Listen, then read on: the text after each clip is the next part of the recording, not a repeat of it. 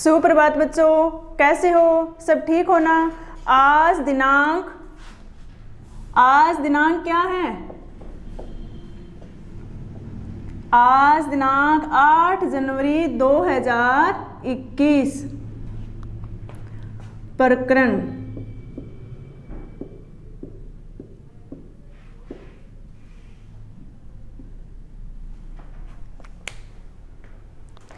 जैसे बच्चों अपने सब कहते ना कि वह जैसे किसी व्यक्ति के बारे में घर में कभी बातें करते हैं, पापा आके कहते हैं कि वो सेठ बड़ा दयालु है, वह सज्जन व्यक्ति है, वह ईमानदार व्यक्ति है, कहते हैं ना कि वह परोपकारी है, उसमें दया दिखाता है वो सभी के प्रति, वह उसमें करुणा बहुत है, वह करुणावान व्यक्ति है। ये सब क्या होते हैं बच्चों? ये सब मानवता के गुण होते हैं। किसके गुण होते हैं? ये मानवता के गुण होते हैं। आज हम सब इन गुणों के बारे में पढ़ेंगे। जैसे आपने कोई कविता पढ़ी होगी जिसमें मानवता के गुणों के बारे में वर्णन किया गया है। आज हम मैथिली शरण गुप्त द्वारा रचित मनुष्यता कविता को पढ़ेंगे, जिसमें मनुष्यता के बारे में, मानवता के बारे में बताया गया है कि एक मनुष्य को कैसा होना चाहिए, किस प्रकार जीवन यापन करना चाहिए, किस प्रकार लोगों के साथ में बिहेव करना चाहिए, कैसा होना चाहिए। तो आज का हमारा टॉपिक क्या है? मनुष्यता। मनुष्यता कविता किसके द्वारा लिखी गई है? इसके रचयिता कौन है? मैथिली शरण गुप्त। कौन है? मैथिली शरण गुप्त। मैथिली शरण गुप्त जी को राष्ट्र कवि भी कहा जाता है। गुप्त जी को क्या कहा जाता है? राष्ट्र कवि कहा जाता है। राष्ट्र कवि क्यों कहा जाता है? क्योंकि इनके द्वारा जो रचित रचनाएं हैं ना, उनमें राष्ट्रीय भावना से ओतप्रोत है। अब अपने मनुष्यता कविता पे आते हैं। तो मनुष्यता कविता के अंतर्गत किसका वर्णन किया गया है? किसके? मैथिली शरण गुप्त ने मनुष्यता कविता के अंतर्गत बताया है। पहले मनुष्यता शब्द का अर्थ जान लेते हैं। मनुष्यता का अर्थ क्या होता है? मानवता। मनुष्यता का अर्थ होता है मानवता। जैसे अपने कहते हैं ना, कोई व्यक्ति किसी की सहायता करता है, कठिन परिस्थितियों में किसी के काम आता है, तो अपने कहते हैं ना कि उसमें तो उसने उसके प्रति मानवता दिखाई। उसमें जैसे अपने कहते हैं कि वह, जैसे कोई अमीर व्यक्ति होता है, वह गरीबों की सहायता करता है, तो कहते हैं ना उस दया तो व्यक्ति का सज्जनता का आभूषण है। दया क्या है? व्यक्ति का आभूषण है। जो सज्जन व्यक्ति होती है उसमें दया विद्यमान होती है। इस प्रकार मनुष्यता शब्द का क्या अर्थ है? मानवता। अब मानवता कहते किसे हैं? जब मनुष्य के बीच में मानव धर्म निर्मित हो जाता है। किनके बीच में? जब मनुष्य के बीच में मानव धर्म निर्मित हो जाता है तो उसे क्या कहा जाता है? मानवता। तो मनुष्यता का अर्थ क्या है? मानवता। अब गुप्त जी ने मनुष्यता कविता के अंतर्गत किसका वर्णन किया है? अब इसके बारे में जानेंगे। गुप्त जी ने कहा है कि एक व्यक्ति को स्वार्थी नहीं होना चाहिए, उसे जनमानस के लिए, लोक कल्याण के लिए कुछ न कुछ भलाई का कार्य करना चाहिए। अगर गुप्त जी इस कविता में ये भी बताते हैं कि अपने जब मर्त्य लोक में आ गए हैं तो मरना तो अपना निश्चित है कि एक ना एक दिन तो मृत्यु अवश्य होगी। इसलिए हमें मृत्यु से भी नहीं घबराना चाहिए। हमें जनमानस के लिए, लोक कल्याण के लिए अच्छे से अच्छा कार्य करना चाहिए। जिस प्रकार एक पशु होता है वह अपना ही पेट भरता है, उसे अपने जो साथी होते हैं, अन्य पशु होते हैं, उनके बारे में कोई चिंता नहीं होती, कोई टेंशन नहीं होती कि उन्होंने कुछ खाया है या कुछ पिया है, कोई मतलब नहीं होता। वो खाली अपना पेट ही भरते हैं। उसी प्रकार एक मनुष्य को पशु के समान नहीं होना चाहिए। उसे अपने अंदर परोपकार की, दया की, सहानुभूति की सब भावनाएं रखनी चाहिए। इसी प्रकार आगे गुप्त जी ने कहा है इसी कविता के अंतर्गत कि जो एक उदार व्यक्ति होता है, सहानुभूति रखने वाला होता है, दयालु व्यक्ति होता है, उसकी तो उनकी कथाओं का वर्णन, उनकी वीरता का वर्णन, उनकी कीर्ति का वर्णन तो जो सरस्वती माँ है वो खुद भी करती है। उनकी जो उदार व्यक्ति होती है, उनकी जो कीर्ति होती है वो युगों युगों तक जीवित रहती है। युगों युगों तक उन व्यक्तियों को याद किया जाता है। जैसे अपने गांव में देख लेते हैं, जैसे कोई सज्जन व्यक्ति होता है, ईमानदार होता है, जो परोपकारी होता है, अगर उसकी मृत्यु हो जाती है, मृत्यु होने के बाद में भी काफी दिनों तक उसे याद किया जाता है। उसी प्रकार इनमें मनुष्यता कविता में गुप्त जी ने वर्णन किया है। तो हम मनुष्यता कविता के बारे में पढ़ेंगे। जैसे गुप्त जी द्वारा रचित है, विचार लो कि मर्त्य हो न मृत्यु से डरो कभी, विचार लो कि मर्त्य हो न मृत्यु से डरो कभी, मरो परंतु योम मरो की याद जो करे सभी, मरो परंतु योम मरो की याद जो करे सभी, हुई न यो सुमृत्यु तो वृथा जिए वृथा मरे, मरा नहीं वही कि जो जिया न आपके लिए, मरा नहीं वही कि जो जिया न आपके लिए, वही पशु प्रवृत्ति है कि आप ही चरे, वही मनुष्य है कि जो मनुष्य के लिए मरे, वही मनुष्य है कि जो मनुष्य के लिए मरे। तो विचार लो मनुष्य के लिए मरे। इस पैराग्राफ के बारे में हम पढ़ेंगे। जैसे मैंने कहा कि विचार लो कि मर्त्य होने मृत्यु से डरो कभी मर्त्य। मैंने क्या कहा इसमें, कहा कि विचार लो कि मर्त्य होने मृत्यु से डरो कभी। मर्त्य यानी मृत्यु लोक में। मर्त्य शब्द का क्या अर्थ है? मृत्युलोक। गुप्त जी कह रही हैं कि जब अपने मृत्युलोक में आ ही गए हैं, जब मृत्युलोक में जन्म ही ले लिया है, तो मरने से नहीं डरना चाहिए, मरने से नहीं घबराना चाहिए। विचार लो कि मर्त्य होने मृत्यु से डरो कभी, मरो परंतु यो मरो की याद जो करे सभी। अगर हम जीवन में कुछ जनमानस के लिए, लोक कल्याण के लिए कुछ भलाई का कार्य करके जाएंगे, कुछ अच्छा करके जाएंगे, तो लोग हमें क्या करेंगे, लंबे समय तक, लंबे टाइम तक याद रखेंगे। अब हमारी जो वीरता है, हमारी जो यशो कीर्ति है, उनका गुणगान करेंगे। कि विचार लो कि मर्त्य होने मृत्यु से डरो कभी, मरो परंतु यो मरो की याद जो करे सभी। हुई नहीं हो सुमृत्यु तो।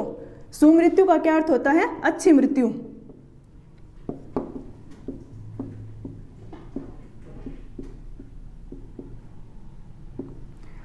हुई न सो मृत्यु, विचार लो कि मर्त्य हो न मृत्यु से डरो कभी, मरो परंतु यो मरो की याद जो करे सभी। हुई न यो सुमृत्यु तो वृथा जिए वृथा मरे। अगर हमारी अच्छी मृत्यु नहीं हुई, अगर हमने अच्छे कार्य नहीं किए, इसमें मृत्यु यानी मृत्युलोक में आने के बाद में, अपना जन्म होने के बाद में, अगर हमने अच्छे कर्म नहीं किए, अपने सभ्य व्यक्ति नहीं हुए, सज्जन व्यक्ति नहीं कहलाए, अगर अपने में मानवता का गुण नहीं है, परोपकार का गुण नहीं है, परोपकारिता नहीं दिखाई अपने, तो अपनी जो मृत्यु है वो, अगर हमारी अच्छी मृत्यु का मतलब है कि अपने, अगर हमें ये गुण विद्यमान नहीं है, तो हमारा जीना भी व्यर्थ है और मरना भी व्यर्थ है।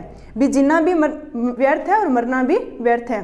हुई नहीं हो सुमृत्यु तो वृथा जिए वृथा में, मरा नहीं वही कि जो मनुष्य, मरा नहीं वही कि जो जीवन है आपके लिए। अब आगे क्या कहा है कि उसी व्यक्ति की मृत्यु नहीं होगी, कि अगर अपन ये कह सकते हैं कि जो व्यक्ति आपके लिए, जिसने आपके लिए कुछ कार्य किया और जिसने आपके लिए कुछ कार्य नहीं किया, एक तो सभ्य व्यक्ति होता है, एक दुष्शील व्यक्ति होता है, एक क्रूर होता है, एक निर्दयी होता है, तो मृत्यु तो दोनों की निश्चित है। अगर आपके लिए उसने कुछ कार्य किया है, अगर आप किसी दूसरे के लिए कार्य करते हो, तो भी आपकी मृत्यु निश्चित है। अगर आपने किसी और के लिए कार्य नहीं किया है, आप किसी दूसरे के काम नहीं आते हो, तो भी आपकी मृत्यु निश्चित है। वही पशु प्रवृत्ति है कि आप ही चरे। आगे मनुष्यता कविता के अंदर गुप्त जी ने कहा है कि वही तो पशु प्रवृत्ति है, कि भाई ये तो सब तो गुण किसमें विद्यमान है? पशुओं में विद्यमान है, जो खाली अपना पेट ही भरते हैं, जो अपना पेट भरने तक ही सीमित रहते हैं। उन्हें दूसरों के बारे में कुछ परवाह नहीं होती, वो दूसरे पशुओं के बारे में कुछ नहीं सोचते। उन्होंने कुछ खाया पिया, कुछ उन्हें कोई मतलब नहीं होता, खाली अपने पेट तक ही सीमित रहते हुए अपना पेट ही भरते हैं। वही पशु प्रवृत्ति है कि आप ही चरे। वही मनुष्य है कि जो मनुष्य के लिए मरे। कि इसलिए इस प्रकार आगे कहा है कि वही मनुष्य है, उसी मनुष्य का जन्म श्रेष्ठ है, उसी का आना श्रेष्ठ है, उसी का इस लोक में, उसी की गाथाओं का वर्णन किया जाएगा, उसी का यशोगान किया जाएगा, जो जिसमें क्या है, परोपकार की, दया की, सहानुभूति की, सब भावनाएं, करुणा की, सब भावनाएं विद्यमान है। जिसने लोक कल्याण के लिए अच्छे कार्य किए हैं, अच्छे कर्म किए हैं, उन्हीं को ही याद किया जाता है। आगे वर्णन करते हुए क्या कहा है, उसी उदार की कथा सरस्वती बखानती, उसी उदार की कथा सरस्वती बखानती, उसी उदार से दरा कृतार्थ भाव मानती, उसी उदार की सदांस जीव कीर्ति कूजती, उसी उदार को सदांस समस्त सृष्टि पूजती, अखंड आत्म भाव जो असीम विश्व में भरे। वही मनुष्य है कि जो मनुष्य के लिए मरे। उसी उदार की कथा, उदार यानी उदार व्यक्ति कैसा होता है? जो सहानुभूति दिखाने वाला होता है, परोपकार दिखाने वाला होता है, जिसमें मानवता विद्यमान होती है। ये सब किसके गुण होते हैं? उदार व्यक्ति के गुण होते हैं।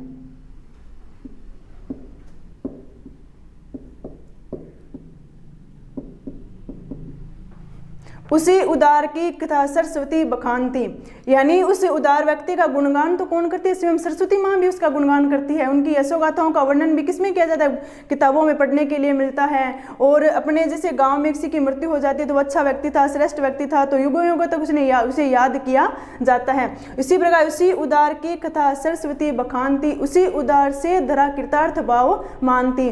धरा का अर्थ क्या है? धरती यानी पृथ्वी।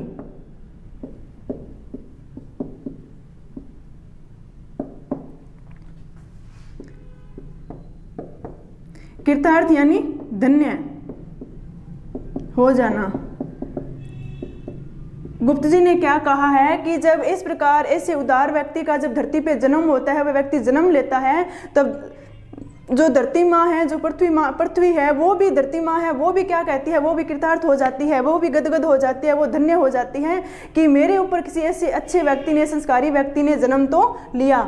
उसी उदार की कथा सरस्वती बखानती, उसी उदार से धरा कृतार्थ भाव मानती, उसी उदार की सदा सजीव कीर्ति कूजती। कीर्ति यानी प्रसिद्धि। ऐसे व्यक्ति को युगों युगों तक याद किया जाता है। ऐसे व्यक्ति की जो प्रसिद्धि है, जो कीर्ति है, उसे गाया जाता है। उसी उदार की सदा सदैव कीर्ति कूजती, उसी उदार को समस्त सृष्टि पूजती। संसार में ऐसे उदार व्यक्तियों को ही पूजा जाता है, उन्हें याद किया जाता है, उन्हें सम्मान दिया जाता है। जिस प्रकार जो परोपकारी होता है, जिसमें मानवता दिखाता है, जिसमें दया की भावना होती है, करुणा की भावना होती है, ऐसे लोगों को जो लोक कल्याण के लिए, जन कल्याण के लिए कुछ ना कुछ कार्य करते हैं, ऐसे लोगों को ही यानी लंबे समय तक याद रखा जाता है। अखंड आत्म भाव जो असीम विश्व में भरे। अखंड शब्द का अर्थ क्या होता है? जैसे जिसका कोई खंड न हो, यानी जिसे टुकड़ों में विभाजित न किया जा सके। असीम जिसकी कोई सीमा न हो, जिसकी कोई सीमा न हो। अखंड आत्म भाव जो असीम विश्व में भरे। आत्म भाव यानी अपनेपन का भाव। आत्म भाव का अर्थ क्या होता है? अपनेपन का भाव।